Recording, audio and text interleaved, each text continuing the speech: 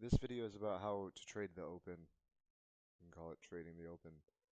So if we look at the context of the open of this day, we have multiple shorts that are trapped from this downtrend. So somewhere around here we would have trapped shorts.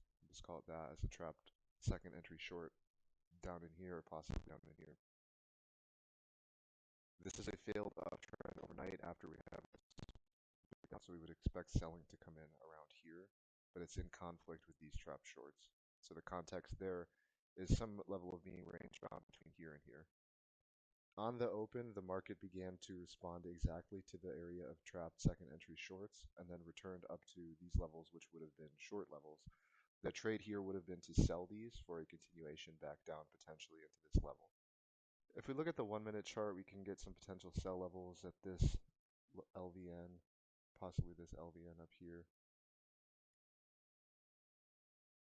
Those are defined by the volume profile. If we continue to move over here, we see other ones. There's one right there.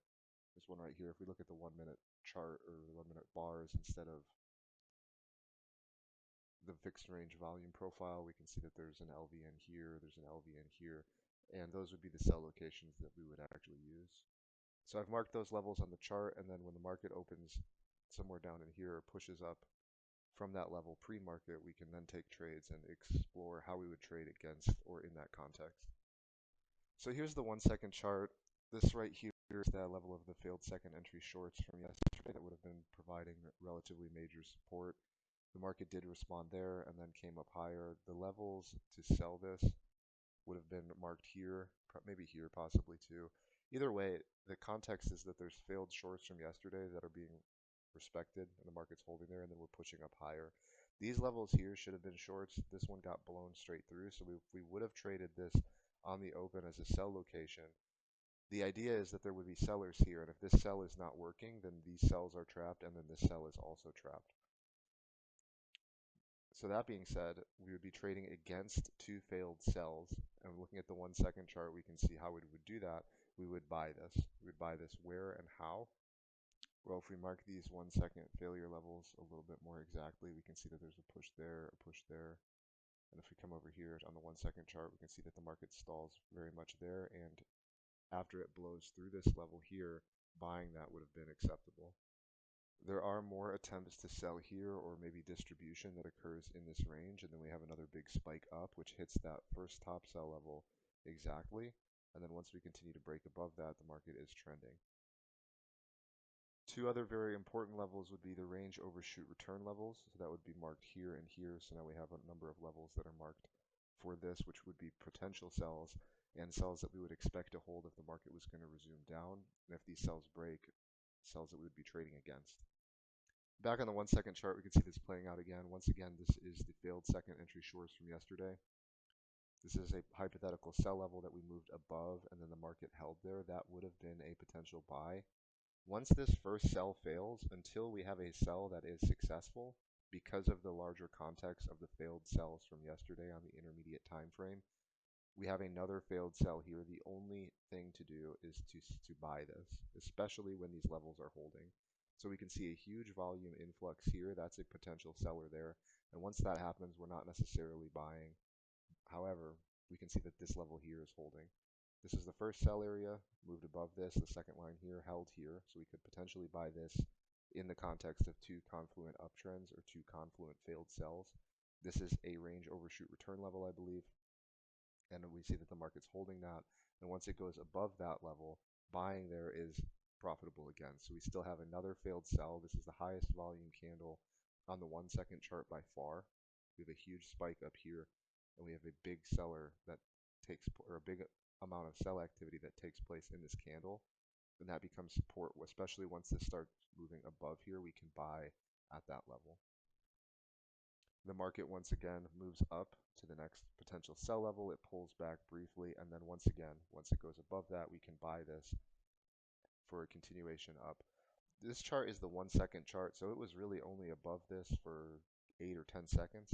Even this one, where it's stalling here, this was only stalling for about a minute at this level. So it's holding here, distributing, holding, and then there's a break higher here.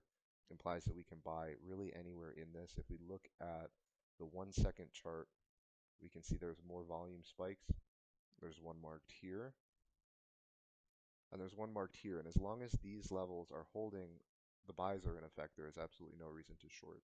Even up at this level, we might use this as a profit-taking level. As long as these buys are holding, there is no reason to short on a very short time frame. We'd be scalping this higher or holding for a profit target. There's another higher volume green bar. We can buy inside of that. There's another higher volume green bar. We can buy inside of that. The market does stall here for some time, and that's the first wave of distribution inside of this area. That entire trend lasted about 7 minutes after the open. That's a fairly quick amount of trading time. And the context there again is that there's intermediate sells from yesterday that are failing, and then we see short-term sells that are not holding. You can also see that the market bounces from this range overshoot return level and returns to this range overshoot return level, which is once again the highest volume green bar inside of this entire trend. It sticks out quite a bit and it holds there. After the market breaks above this, we can employ the same tactics. Here's another high volume green candle on the 1 minute. As long as the market is above this, the buys are working and in effect. There's one here. Market goes below that. Remember, this is a 1 second chart, so these are not extremely stable resistance levels. And once they get invalidated in the upside direction, they are tradable for the upside direction. We can continue to mark the higher volume green pushes up as these are initiative buying.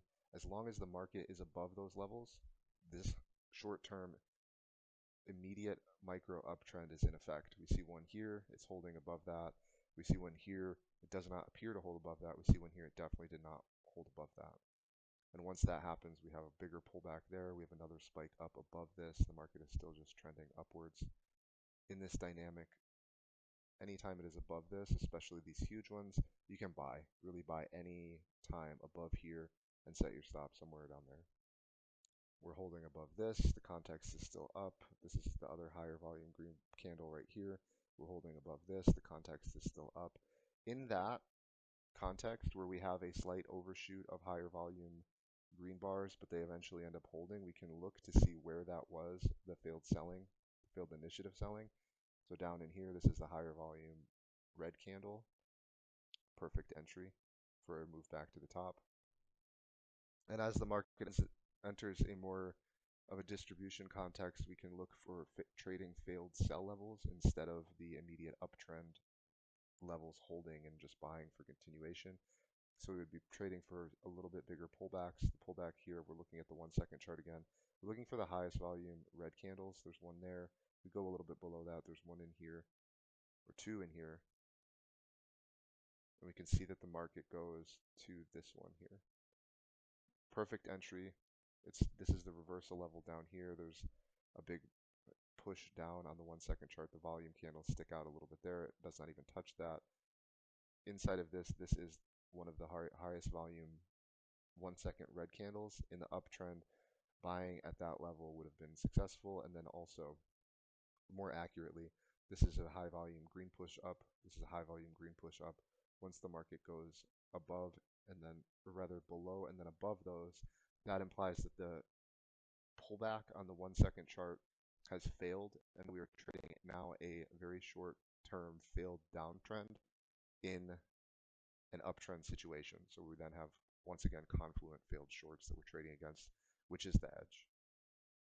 This dynamic persists again. We have a big green bar up here. As long as that's holding, we're in an uptrend. It holds exactly. We have a big green bar here.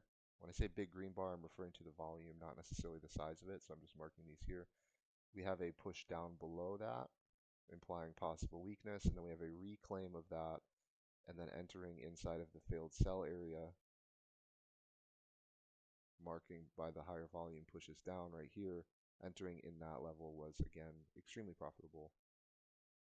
This is the first sign of potential weakness as the market shoots up extremely rapidly and then goes down here. And then this is another shift in context that I'll cover in a different video. So we have multiple shifts in context. The first one, this is the shortest term uptrend. We have, well, this is a longer term uptrend possible long-term support here. It's getting validated. This goes through this level, so we have support, failed shorts from yesterday at this level, push higher, micro time frame completely in effect, especially as long as the market is holding these higher volume green bars. As long as these are holding, you can buy them and just hold. And then we can follow that trend up. When they start to fail a little bit, that implies the first level of distribution. Then we can look for a failure of that, another push to a new high. As long as the high volume green candles are holding there, we're in a very short term, directly uptrend. We can trade those. Once the market starts distributing again, starting making deeper pullbacks, we can see that the reclaim levels of these, it's like a type 2 uptrend. It's now not immediate, but still very quick. And we can trade against those. Here's one pullback. As long as this is holding here, we can buy pullbacks in that area and hold them. We have reclaims underneath those for a longer, broader sort of uptrend where there's some distribution. And then we can buy those for continuation up. To look very briefly on a 5-minute chart, this is what this looks like. Here's the failed second entry shorts. It's holding here, and then we just have big green bull bars that we're trading. This is the first distribution range, even on a 5-minute chart. It just pauses for 5 minutes. This one lasted a little bit longer. The trend is slowing, and we can get an intuitive feel as we're in the market for how that is behaving. And as long as the short-term